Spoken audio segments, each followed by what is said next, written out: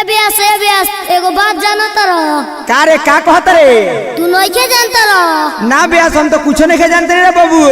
एबरा पवन सिंह के बर्थडे ह। आज पवन सिंह का बर्थडे है तो हम का करी रे? तो कुछ गाना ना गइबो? अरे कुछ गाए एगो बात तो जान ले हो। बोलो। सुनो नी हनी पवन सिंह के वीडियो सोनी लियो नाचती है रे। नाची ना पवन जैसे शुरू होला यही जैसे खत्म। पवन सिंह जन छोड़ला न लोग उठावेला समझला। जन्मदिन के देते बानी दिल से हम बधाइया हो। जन्मदिन के देते बानी दिल से हम बधाइया हो। तो जिया जुग जुग हमारे सही पवन भैया हो। जिया जुग जुग हमारे सही पवन भैया हो। आवे नहीं तोहरा ऊपर कौन दुख बलैया हो। आवे नहीं तोहरा ऊपर कौन दुख बलैया हो। तो जिया जुग जुग हमारे सही पवन भैया हो।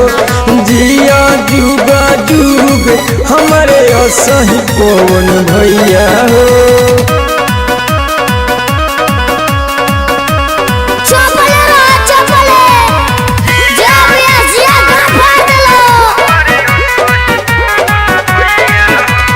भोजपुरी के ताना हो आगे तू ले गईला।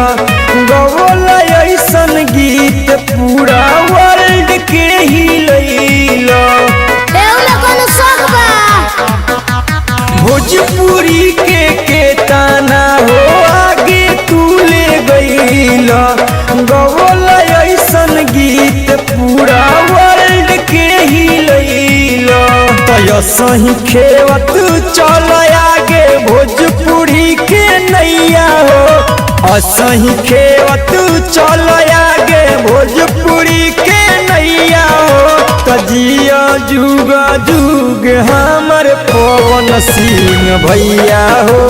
तजिया जुग जुग हमर पवन सिंह भैया हो।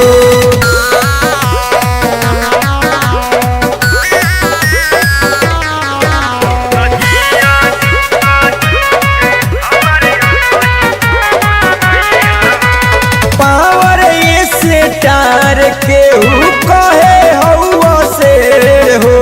सारा कलाकार तोहरा आगे बरुए ढेर हो। से तार के कहे हवा से हो। सारा कलाकार तोहरा आगे बरुए ढेर हो। कहेले तोहरा जैसन ना गवैया हो।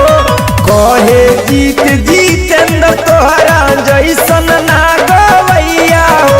तो जिया जुगे जुग हमारे सही पवन भैया हो। जिया जुगे जुग हमारे सही पवन भैया हो।